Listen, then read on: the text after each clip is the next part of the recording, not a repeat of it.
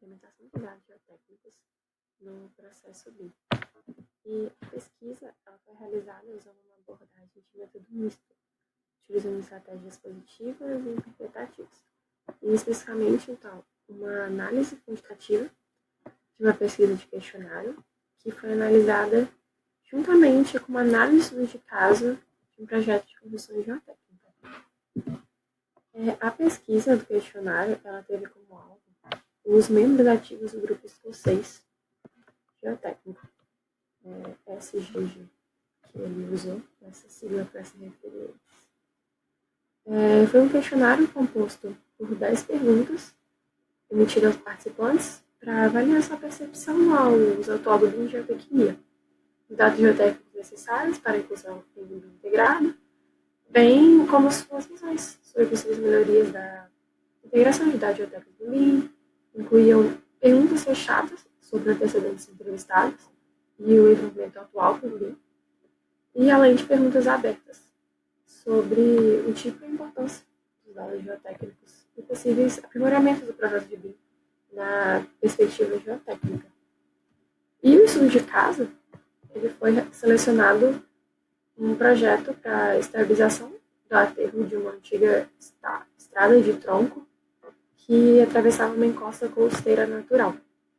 O local do projeto compreende uma encosta costeira que se estende por aproximadamente 850 metros e atinge uma altura máxima de 55 metros.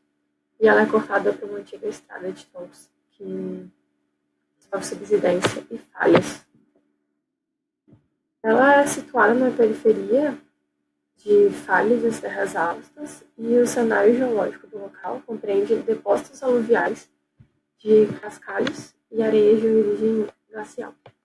Existem várias fontes com uma linha de filtração distinta no aterro e cerca de 60 propriedades residenciais ficam em direção ao pé da encosta.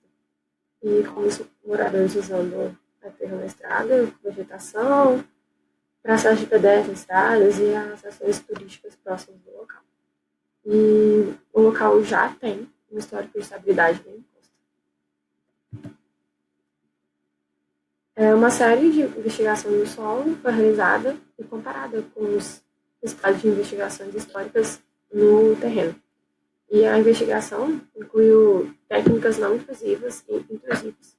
No caso, o projeto de medidas coletivas incluiu terraplanagem, teve escalação, deposição e compactação de materiais reciclados e importados para restabelecer a seção defeituosa da estrada, estabilização estrutural, teve irrigação do solo e vegetação para estabilizar os aterros e construção de drenagem, para evacuação das águas superficiais e subterrâneas da estrada e terraplanagem de apoio.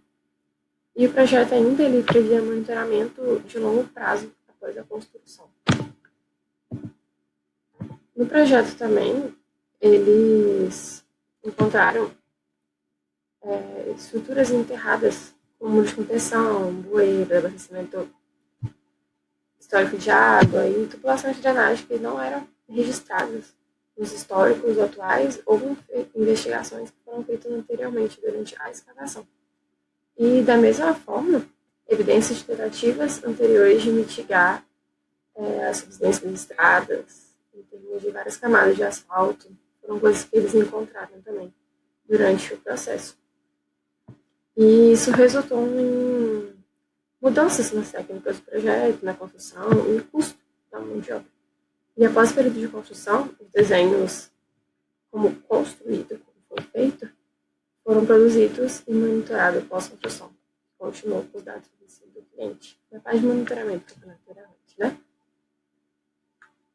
E, como resultado da pesquisa e do estudo de caso, eles tiveram que todos os entrevistados concordaram com os dados geotécnicos devem ser incluídos no BIM e concordaram fortemente que o BIM ele é vantajoso para a indústria de construção do Reino Unido, que é onde foi realizado o estudo.